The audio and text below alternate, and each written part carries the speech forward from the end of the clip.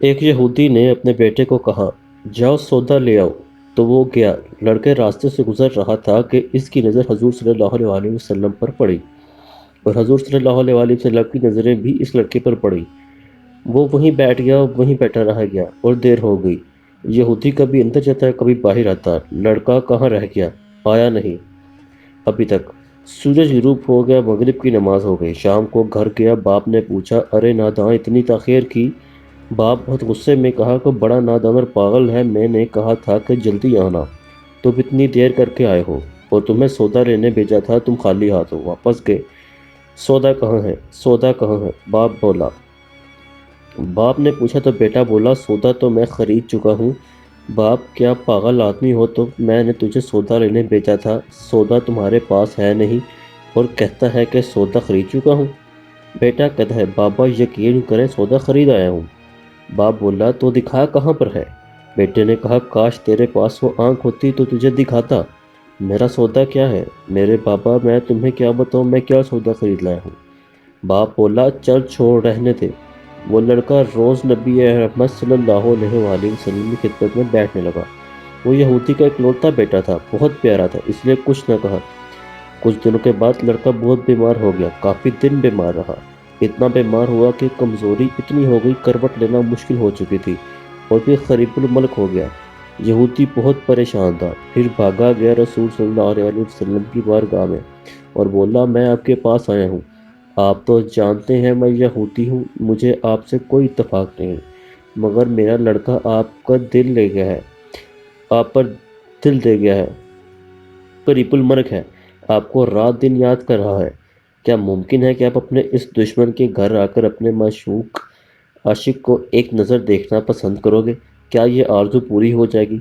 وہ مرنے سے پہلے آپ صلی اللہ علیہ وسلم کا دیدار کر لے، وہ کسی اور چیز کی آرزو نہیں کر رہا۔ آپ صلی اللہ علیہ وسلم نے فرمایا، میں جاؤں گا یا نہیں جاؤں گا؟ آپ صلی اللہ علیہ وسلم نے فرمایا، اٹھو علی، چلو چلیں، عثمان آؤ، باقی بھی جو سب ہیں چلیں، آپ کے عاشق کا دیدار ہم بھی کریں۔ آپ دیدار اسے دیتے ہیں، اپنا دیدار اسے دیتے ہیں، آخری لمحہ ہے، آنکھیں بند کرنے سے پہلے اسے ہم کچھ دینا چاہتے ہیں، چلو چلتے ہیں۔ یہودی کے گھر پہنچے تو لڑکے کی آنکھیں بند تھیں۔ حضور صلی اللہ علیہ وسلم کا سراپا کرم ہی کرم ہے۔ لڑکے کی پریشانی پر آپ صلی اللہ علیہ وسلم نے اپنا دست اقدس رکھا، لڑکے کی آنکھیں کھل گئیں، جیسے زندگی لوٹ آئی ہو، جسم میں طاقت آ گئی، ناتوانی میں جوانی آ گئی۔ آنکھیں کھولی، رخ مصطفیٰ صلی اللہ علیہ وآلہ وسلم پر نظر پڑی، ہلکی سی چہرے پر مسکراہٹ آئی، لب کھل گئے، مسکراہٹ پھیل گئی۔ حضور صلی اللہ علیہ وسلم نے فرمایا، بس اب کلمہ پڑھ لو۔ لڑکا اپنے باپ کا منہ تکنے لگا تو وہ یہودی بولا، میرا منہ کیا تکتا ہے؟ ابو القاسم محمد ابن عبداللہ صلی اللہ علیہ وسلم جو کہتے ہیں کر لو۔ لڑکا بولا، یا رسول اللہ صلی اللہ علیہ وسلم، میرے پاس تو کچھ بھی نہیں۔ آپ نے فرمایا، تم بس کلمہ پڑھو، میں جانوں اور جنت جانوں، تم میرے ہو جاؤ، جنت بھی تو میری ہے، جنت میں لے جانا یہ میرا کام ہے۔ لڑکے نے کلمہ پڑھا، جب اس کے منہ سے نکلا محمد رسول اللہ، روح باہر نکل گئی، کلمے کا نور اندر چلا گیا، آنکھیں بند ہوئیں، لب خاموش ہوئے۔ اس لڑکے کا باپ وہ یہودی بولا، محمد صلی اللہ علیہ وسلم، میں اور آپ دونوں مخالف ہیں، اس لیے لڑکا اب میرا نہیں رہا، اب یہ اسلام کی مقدس امانت ہے، کاش شانہ نبوت صلی اللہ علیہ وسلم سے اس کا جنازہ اٹھے، تب بھی اس کی عزت ہے، لے جاؤ اس کو۔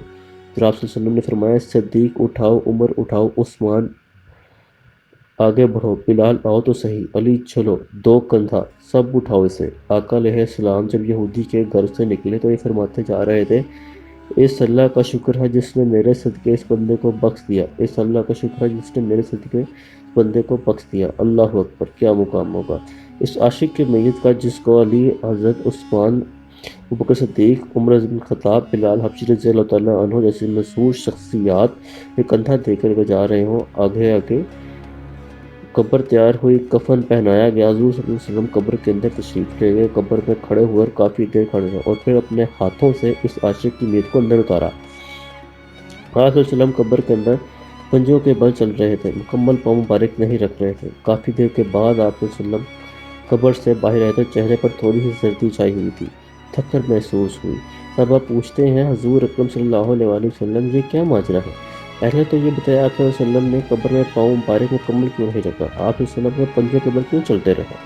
تو نبی کریم آقا نے فرمایا قبر کے اندر بے پناہ فرشتے آئے ہوئے تھے، اس لیے مجھے جہاں جگہ ملتی تھی میں پنجہ ہی رکھتا تھا، پاؤں رکھنے کی جگہ ہی نہیں تھی، میں نے چاہتا تھا کہ فرشتے کے پاؤں پر میرا پاؤں آ جائے۔ پھر صحابہ نے پوچھا آپ صلی اللہ علیہ وسلم قبر کے اندر کیوں گئے؟ ہمیں کہتے ہم چلے جاتے۔ تو سبحان اللہ، حضور صلی اللہ علیہ وسلم نے جواب دیا کہ میں نے اس لڑکے کو بولا تھا نا تیری قبر کو جنت بناؤں گا، تو اسی قبر کو جنت بنانے قبر کے اندر چلا گیا۔ تو پھر حضور صلی اللہ علیہ وسلم اتنے تھکے ہوئے کیوں ہیں؟ تھکا اس لیے کہ فرشتے اور حوریں اس عاشق کے دیدار پہ آ رہے تھے، میرے وجود سے لگ لگ کر گزر رہے تھے، ان کی وجہ سے تھک گیا ہوں۔ سنن ابو داؤد جلد 3 صفحہ 185، حدیث 3095۔ حافظ ابن کثیر فی تفسیر ابن کثیر۔